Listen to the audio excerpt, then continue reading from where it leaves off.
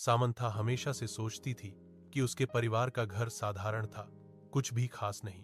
एक शांत पड़ोस में स्थित यह एक सफेद पिकेट बाड़ और एक अच्छी तरह से बनाए गए बगीचे के साथ एक आरामदायक 2 मंजिला घर था।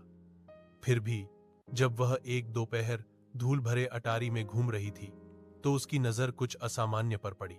दूर कोने में भूली हुई पेटियों के ढेर के नीचे उसने फर्श के तख्तों के नीचे छिपा हुआ एक संकीर्ण ट्रैपडोर देखा।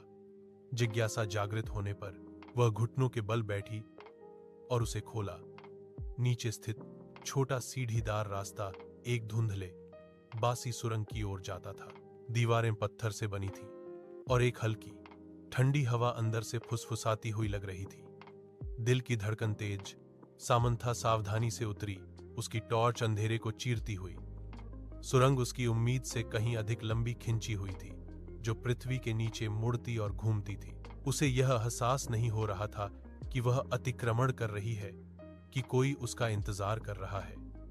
अनगिनत समय के बाद सुरंग आखिरकार एक छिपे हुए कमरे में खुल गई। दीवारें पुरानी किताबों की अलमारियों से भरी हुई थीं, जिनमें अजीब चमड़े से बंधी हुई किताबें थीं। कमरे के केंद्र में एक पुरानी मेज धूलदार कागजों और पत्रिकाओं से घिरी हुई थी।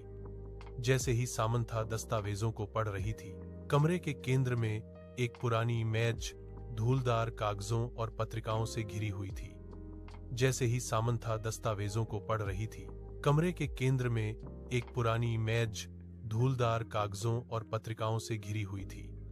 जैसे ही सामंथा दस्तावेजों को पढ़ रही थी, कमरे के केंद्र में एक पुरानी मेज धूलदार कागजों और पत्रिकाओं से घिरी हुई थी। जैसे ही सामंथा दस्तावेजों को पढ़ रही थी, उसके हाथ कांप रहे थे। रिकॉर्ड्स में वर्जित अनुष्ठानों और गुप्त समाजों का जिक्र था, जिसमें उसके परिवार का नाम बार बार उल्लेखित था।